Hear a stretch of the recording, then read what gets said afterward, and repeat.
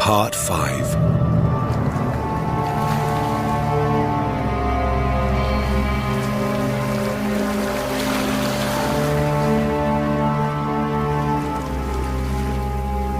My frantic running ceased before I had covered a block, for at my left I began to hear something like the hue and cry of organized pursuit. There were footsteps and guttural sounds, and a rattling motor wheezed south along Federal Street. In a second, all my plans were utterly changed, for if the southward highway were blocked ahead of me, I must clearly find another egress from Innsmouth. I paused and drew into a gaping doorway, reflecting how lucky I was to have left the moonlit open space before these pursuers came down the parallel street. I decided to leave using the abandoned railway track. Then, as my gaze circled inland from the town, something less tranquil arrested my notice and held me immobile for a second.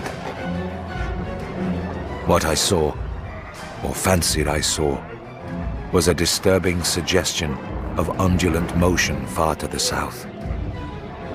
A suggestion which made me conclude that a very large horde must be pouring out of the city along the level Ipswich Road. The distance was great, and I could distinguish nothing in detail, but I did not at all like the look of that moving column.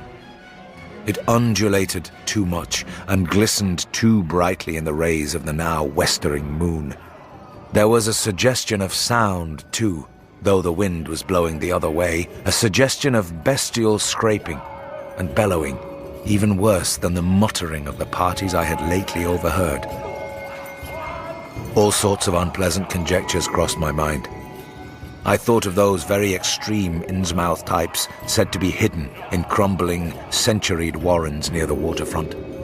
I thought, too, of those nameless swimmers I had seen, counting the parties so far glimpsed, as well as those presumably covering other roads. The number of my pursuers must be strangely large for a town as depopulated as Innsmouth. I had entered the brush-grown cut and was struggling along at a very slow pace when that damnable, fishy odor again waxed dominant. Had the wind suddenly changed eastward so that it blew in from the sea and over the town? It must have, I concluded, since I now began to hear shocking, guttural murmurs from that hitherto silent direction. There was another sound, too, a kind of wholesale, colossal flopping or pattering, which somehow called up images of the most detestable sort. It made me think illogically of that unpleasantly undulating column on the far-off Ipswich Road.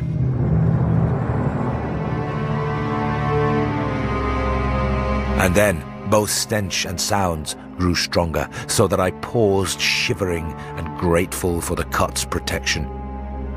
Crouched in the bushes of that sandy cleft, I felt reasonably safe, even though I knew the searchers would have to cross the track in front of me, not much more than 100 yards away. I would be able to see them, but they could not, except by a malign miracle, see me. All at once I began dreading to look at them as they passed. I saw the close moonlit space where they would surge by, and had curious thoughts about the irredeemable pollution of that space. They would perhaps be the worst of all Innsmouth types, something one would not care to remember. The stench waxed overpowering, and the noises swelled to a bestial babble of croaking, baying, and barking without the least suggestion of human speech. Were these indeed the voices of my pursuers? Did they have dogs after all? So far I had seen none of the lower animals in Innsmouth. That flopping or pattering was monstrous. I could not look upon the degenerate creatures responsible for it. I would keep my eyes shut till the sounds receded toward the west. I am not even yet willing to say whether what followed was a hideous actuality or only a nightmare hallucination. The later action of the government, after my frantic appeals, would tend to confirm it as a monstrous truth. But could not a hallucination have been repeated under the quasi-hypnotic spell of that ancient, haunted and shadowed town? Such places have strange properties, and the legacy of insane legend might well have acted on more than one human imagination amidst those dead, stench-cursed streets and huddles of rotting roofs and crumbling steeples? Is it not possible that the germ of an actual, contagious madness lurks in the depths of that shadow over Innsmouth? Who can be sure of reality after hearing things like the tale of old Zadok Allen? The government men never found poor Zadok, and have no conjectures to make as to what became of him. Where does madness leave off and reality begin? Is it possible that even my latest fear is sheer delusion? But I must try to tell what I thought I saw that night under the mocking yellow moon. Saw surging and hopping down the Rowley Road in plain sight in front of me as I crouched among the wild brambles of that desolate railway cut. Then I knew that a long section of them must be plainly in sight where the sides of the cut flattened out and the road crossed the track. And I could no longer keep myself from sampling whatever horror that leering yellow moon might have to show. It was the end, for whatever remains to me of life on the surface of this earth, of every vestige of mental peace and confidence in the integrity of nature and of the human mind. Can it be possible that this planet has actually spawned such things? That human eyes have truly seen as objective flesh what man has hitherto known only in febrile fantasy and tenuous legend? And yet I saw them in a limitless stream, flopping, hopping, croaking, bleating, surging inhumanly through the spectral moonlight in a grotesque, malignant saraband of fantastic nightmare. And some of them had tall tiaras of that nameless whitish gold metal, and some were strangely robed, and one who led the way was clad in a ghoulishly humped black coat and striped trousers, and had a man's felt hat perched on the shapeless thing that answered for a head. I think their predominant color was a greyish-green, though they had white bellies. They were mostly shiny and slippery, but the ridges of their backs were scaly. Their forms vaguely suggested the anthropoid, while their heads were the heads of fish, with prodigious bulging eyes that never closed. At the sides of their necks were palpitating gills, and their long paws were webbed. They hopped irregularly, sometimes on 2 legs, sometimes on 4. I was somehow glad that they had no more than 4 limbs. Their croaking, baying voices, clearly used for articulate speech, held all the dark shades of expression which their staring faces lacked. But for all their monstrousness, they were not unfamiliar to me. I knew too well what they must be, for was not the memory of that evil tiara at Newburyport still fresh? They were the blasphemous fish frogs of the nameless design, living, horrible, and their number was past guessing.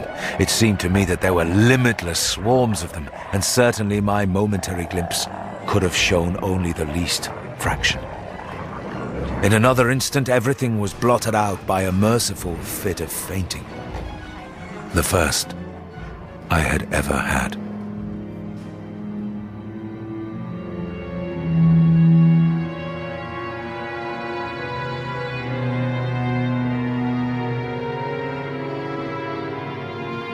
It was a gentle daylight rain that awaked me from my stupor in the brush-grown railway cut.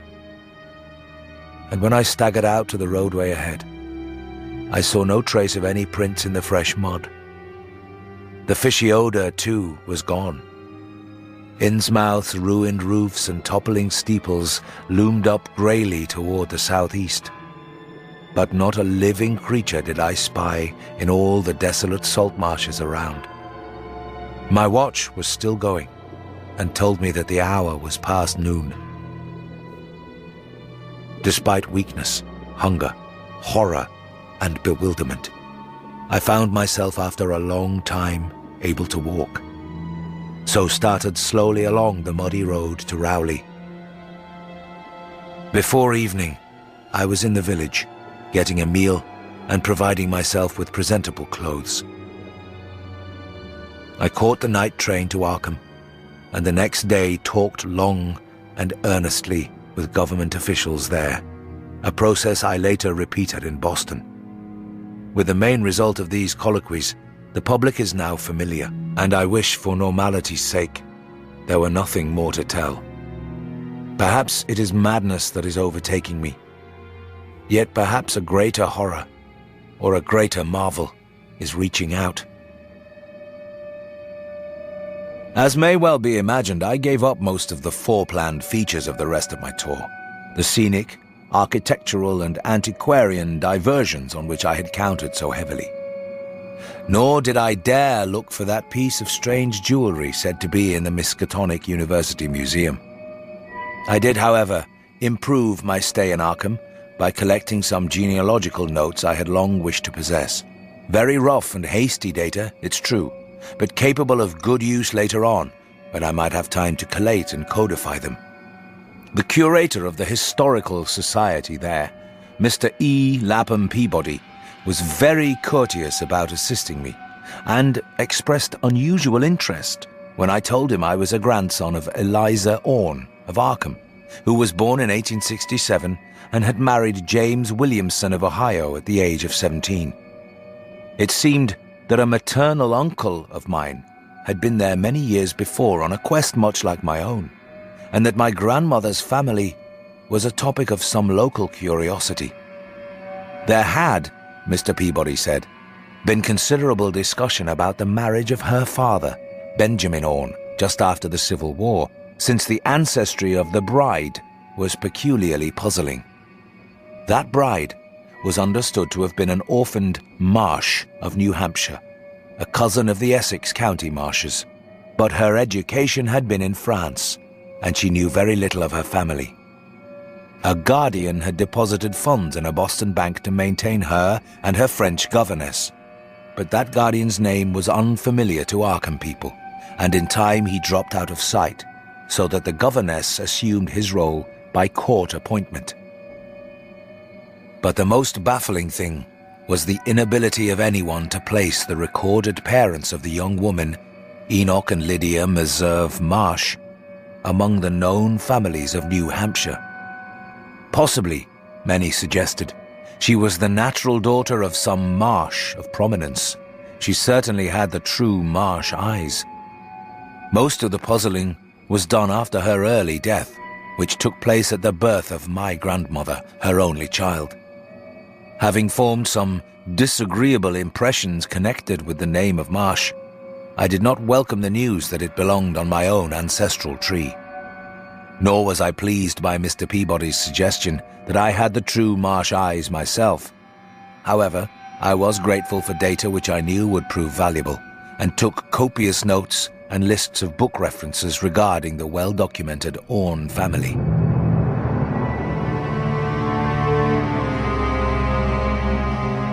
I went directly home and spent a month recuperating from my ordeal.